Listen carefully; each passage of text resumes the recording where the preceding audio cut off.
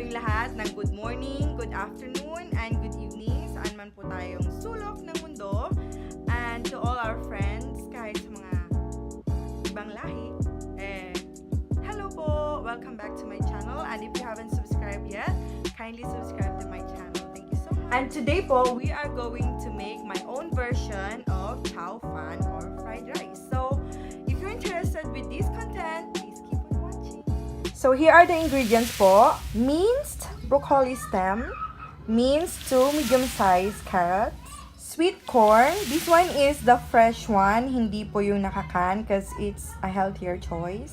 3 medium-sized onions and 5 cloves of garlic. And you will juice them up like this. Just a tiny wee bit of ground pork. Pero it depends upon you na po if how much you wanted, but I only want this amount, just a little bit. And of course, the main star of the recipe, syempre po, kailangan natin ng kanin. This is about 3 cups ng kanin. I'm also going to use oyster sauce. I'm going to use this sarsaya oyster sauce. At sa pampalasa po, you will be needing salt and ground pepper. So let's get started.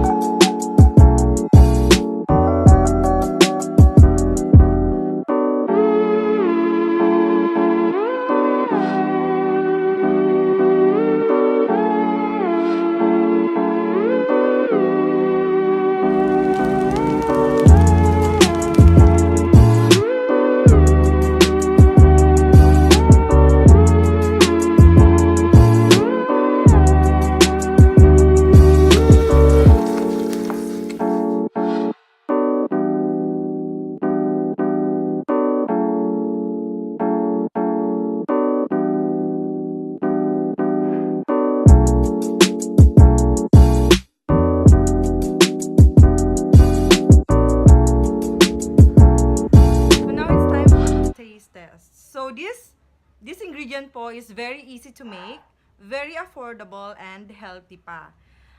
You can use any of your leftover vegetables in your fridge. Ayan po. Let's eat! Smells good po actually. Yummy. Yummy! So yun po, it's very yummy and healthy. So, if you're looking for something na easy to make at yung gutom na gutom ka na at nakita mo puro leftover lang yung nasa ref nyo, lutuin mo na kasama nung bahaw nyong rice.